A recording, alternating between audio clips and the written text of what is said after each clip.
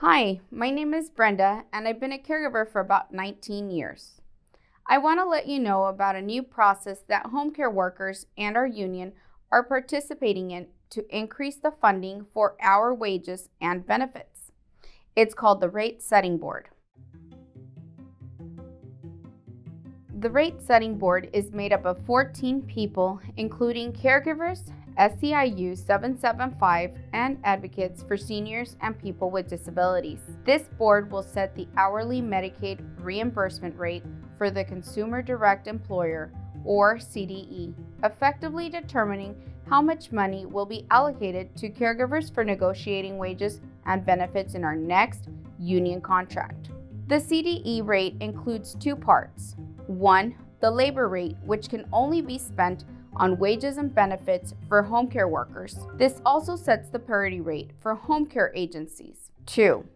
The administrative rate, which is the payment to Consumer Direct, or CDWA, for their administrative duties. Just like with our current union contract, the rate and funding increase still has to be approved by the legislature. You may be asking, why is this happening? In 2018, DSHS established a Consumer Direct Employer program, making the CDE the legal employer for all IPs in Washington. Consumer Direct, or CDWA, is our new legal employer.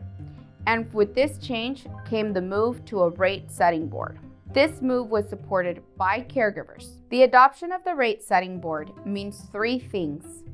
1. We have a direct say over how much funding is provided to the Consumer Direct Employer for our wages and benefits. 2.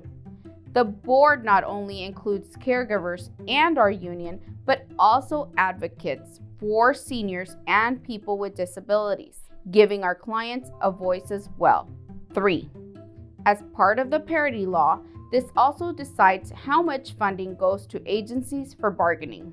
So when is this all happening? The Rate Setting Board will be meeting this spring 2022 to determine our first CDE rate. Once the rate is agreed upon, we will start to negotiate a contract with CDWA over how to use that funding to improve our wages and benefits.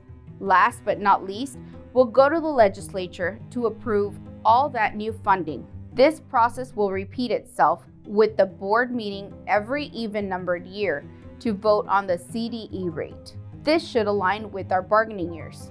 But one thing that doesn't change is that it takes all of us working together to win better funding and higher wages and benefits. We'll need to put pressure on the rate setting board to increase funding, and then we'll need to hold the legislature accountable to support that increase. This is great news for caregivers in Washington, and we're excited to have that opportunity for multiple stakeholders to be in the same room when we set this rate. Together, we will work to ensure that caregivers receive the wages and benefits we deserve.